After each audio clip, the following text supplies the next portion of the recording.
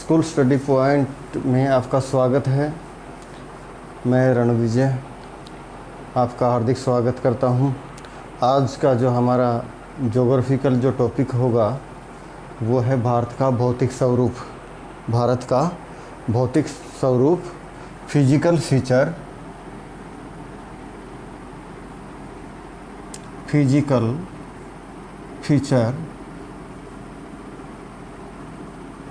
Of India. Bharat का भौतिक स्वरूप, इसके बारे में आज हम चर्चा करेंगे। भारत जिस प्रकार से विभिन्नताओं वाला देश है, विभिन्न प्रकार की बोलियां, भाषा, इस प्रकार स्थल रूप भी भिन्न भिन्न है भारत का है। एक इसमें ये नहीं है कि पूरा का पूरा समतल है जैसे और यूरोपीय देश हैं, इस प्रकार से इसका कुछ भौगोलिक जो आकृति है वो अलग अलग दी गई है। तो आज हम इसके भौतिक स्वरूप के बारे में हम आज चर्चा करेंगे। इसके फिजिकल फीचर के बारे में हम आज चर्चा करेंगे। तो सबसे पहले हम लेते हैं नंबर 1, कितने भागों में इसको बांटा जा सकता है भौतिक दृष्टि से। सबसे पहले नंबर 1, हिमालय पर्वत। हिमालय पर्वत। नंबर 2 पे उत्तर का मैदान।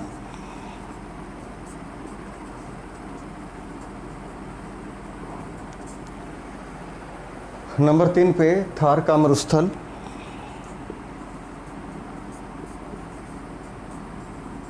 थार का मरुस्थल। और नंबर 4 पे प्रायद्वीपीय पठार।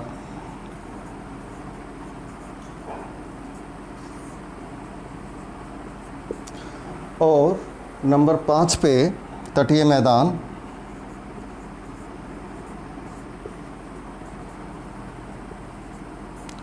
नंबर 6 पे द्वीप समूह।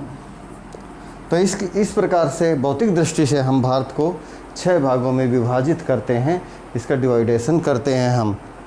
तो सबसे पहले हम हिमालय पर्वत के बारे में चर्चा करते हैं। तो भारत के उत्तर में, ये भारत का उत्तर है, दिशा है, ये दक्षिण दिशा है भारत की,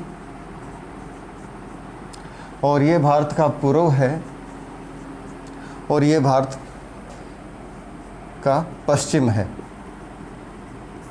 तो हिमालय पर्वत की स्थिति भारत में कहाँ है? भारत के उत्तर में। ये हिमालय पर्वत है।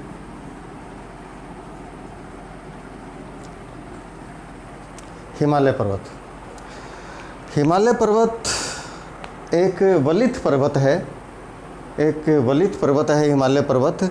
और हिमालय पर्वत की जो लंबाई है ये 2400 किलोमीटर है। कितनी है? 2400 किलोमीटर इसकी लंबाई है। चौड़ाई कितनी है इसकी? चौड़ाई इसकी है 400 किलोमीटर से 150 किलोमीटर। जम्मू कश्मीर में जहाँ इसकी जो चौड़ाई है वो 400 किलोमीटर पड़ती है, और जो नागालैंड है इसमें इसकी जो चौड़ाई है वो 150 किलोमीटर पड़ती है। यह एक युवा पर्वत है। इस पर्वत का निर्माण कैसे हुआ? यह संसार का सबसे युवा पर्वत कहते हैं इसको। इसका निर्माण कैसे हुआ इसका बताते हैं कि कभी यहाँ जहाँ पर्वत है, हिमालय पर्वत है, यहाँ पर एक टेथिस नाम का सागर था, एक महासागर था। एक सागर लहराता था। यहाँ पे 2 भूखंड थे। इसके उत्तर में अंगारा लैंड और इसके दक्षिण में हिमालय पर्वत जो जहाँ है, ये यहाँ सागर था। सागर के उत्तर में अंगारा लैंड एक भूखंड था, बहुत बड़ा भूखंड था। और इसके जो है दक्षिण में, साउथ में जो है गोंडवाना लैंड नाम का एक भूखंड था।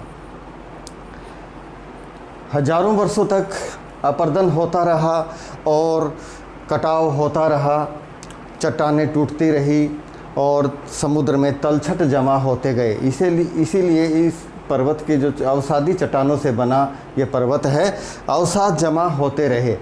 धीरे धीरे नीचे से जो है इन दोनों भूखंडों की जड़ ख़त्म होती गई और सागर में वो जो अवसाद था, कंकड़ पत्थर मिट्टी जो थी वो जमा सागर में होती गई। और एक समय ऐसा आया जब ये दोनों जो भूखंड थे, इधर जो अंगारा लैंड था और इधर जो गोंडवाना लैंड था, एक दूसरे की ओर खिसकने लगे। एक दूसरे की ओर खिसकने लगे तो जो बीच का जो भाग था उसका, वो ऊपर एक वलय के रूप में आ गया, एक पर्वत के रूप में आ गया और इसी प्रकार से इसमें वलय पड़ गए, मोड़ पड़ गए और ये इस प्रकार से हिमालय पर्वत का निर्माण हुआ। ठीक है, इसके बाद हम बात करते हैं उत्तर के मैदान की। हम बात करते हैं उत्तर के मैदान की। उत्तर का जो मैदान है, इसका जो एरिया है, इसका जो क्षेत्रफल है, ये 7 लाख वर्ग किलोमीटर है। इसका जो क्षेत्रफल है 7 लाख वर्ग किलोमीटर क्षेत्र है। ये बहुत ही उपजाऊ मैदान है। उपजाऊ मैदान कैसे है ये? क्योंकि यह जो हिमालय पर्वत से निकलने वाली जो नदियां हैं, उनके द्वारा जो लाई गई जो मिट्टी है, उससे बना ये जो है मैदान है। तो ये एक उपजाऊ मिट्टी नदियाँ अपने साथ लाई गई, जिससे कि ये उत्तर का मैदान बना। और वे कौन सी नदियाँ हैं, कौन से वो नदी तंत्र है जिसकी वजह से उत्तर का मैदान बना? तो सबसे पहले मैं बात करता हूँ सिंधु नदी तंत्र की। सबसे पहले मैं किसकी बात करता हूँ? सिंधु नदी तंत्र। सिंधु नदी तंत्र में का जो मैदान है, जो ये उत्तर पश्चिम का जो मैदान है, ये जो मैदान जो दिख रहा है मानचित्र में, तो इसकी जो सहायक सिंधु नदी, इसकी एक जो मुख्य नदी है वो सिंधु नदी है। और इसकी जो सहायक नदियां हैं, जैसे रावी है, व्यास है, झेलम है, सतलुज है, इन नदियों के द्वारा यह मैदान बना है। हरियाणा पंजाब का मैदान खास करके इस सिंधु नदी के तंत्र के तहत ये मैदान बना है। और इसके सिंधु नदी तंत्र के तहत जो बाकी का जो बहुत सारा एक बड़ा भूभाग जो बना है वो पाकिस्तान में है। अब मैं बात करता हूँ गंगा नदी तंत्र। गंगा नदी तंत्र और इसकी जो सहायक नदी है, यमुना नदी है, जैसे गोमती है, गंडक है, घग्गर नदी है, ये जो है हरिद्वार से जो है मैदान में उतरती है और पूर्व की दिशा में मुड़ जाती है, पूर्व की दिशा में बहती है। जो इंडिया की सबसे लॉन्गेस्ट रिवर है ये, 250 किलोमीटर के 2516 किलोमीटर की लगभग इसकी गंगा की लंबाई है। जिससे कि ये जो बीच का जो भाग है, जैसे उत्तर प्रदेश है, बिहार है, झारखंड है, ये सारा मैदान इस नदी के द्वारा, गंगा नदी तंत्र के द्वारा बना है। तीसरा जो पूर्वोत्तर का जो मैदान, उत्तर पूर्व का जो मैदान बना है, वो ब्रह्मपुत्र नदी के कारण बना है। ब्रह्मपुत्र नदी जो है हिमालय से निकलती हुई इधर से असम में प्रवेश करती है और ये जो मैदान जो बना है वो ब्रह्मपुत्र नदी के कारण बना है। और इसकी जो मुख्य नदी है सांगपो है, दिहांग है, ये इसकी सहायक नदियां हैं। तो इस प्रकार से बहुत ही एक उपजाऊ मैदान इन नदियों के द्वारा दिया गया है। तीसरा मैं बात करता हूँ थार के मरुस्थल की बात। भारत के पश्चिम में थार का मरुस्थल है। भारत के पश्चिम में ये इधर थार का मरुस्थल है।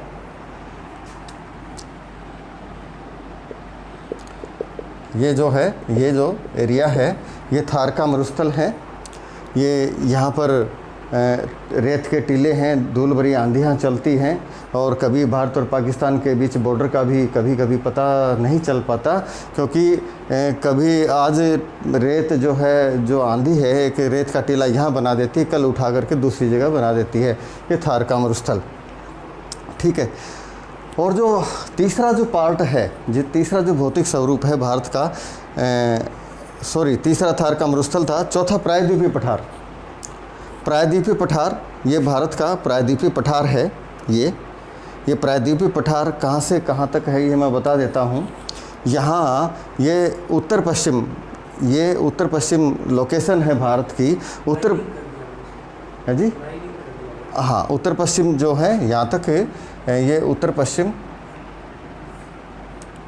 यहाँ अरावली पर्वत है, यहाँ तक जो का ये जो स्टार्ट होता है ये प्रायद्वीपीय पठार, ठीक है। और इधर जो है शिलोंग है, मेघालय की राजधानी शिलोंग का पठार यहाँ, और नीचे यहाँ दक्षिण तक कन्याकुमारी तक ये जो है बीच का जो भूभाग है ये सारा जो है प्रायद्वीपीय पठार है। जो इसकी आकृति है कि मेज के समान ऊंची उठी हुई भूमि है, ये मेज की के आकृति के समान ऊंची उठी हुई ये भूमि है, प्रायद्वीपीय पठार है। इसके जो मुख्य जो भूभाग है इसका छोटा नागपुर है पठार है, वो इसका छोटा भूभाग है। जो इसका बघेलखंड है ये इसके मुख्य जो है इसके प्रायद्वीपीय पठार के मुख्य भाग हैं। अब हम बात करते हैं तटीय मैदान की। अरब सागर, ये अरब सागर है, ये बंगाल की खाड़ी है। अरब सागर का जो तट है और जो बंगाल की खाड़ी का तट है, इन तटों के साथ लगता है कि विस्तृत मैदान हैं जिनको हम तटीय मैदान कहते हैं।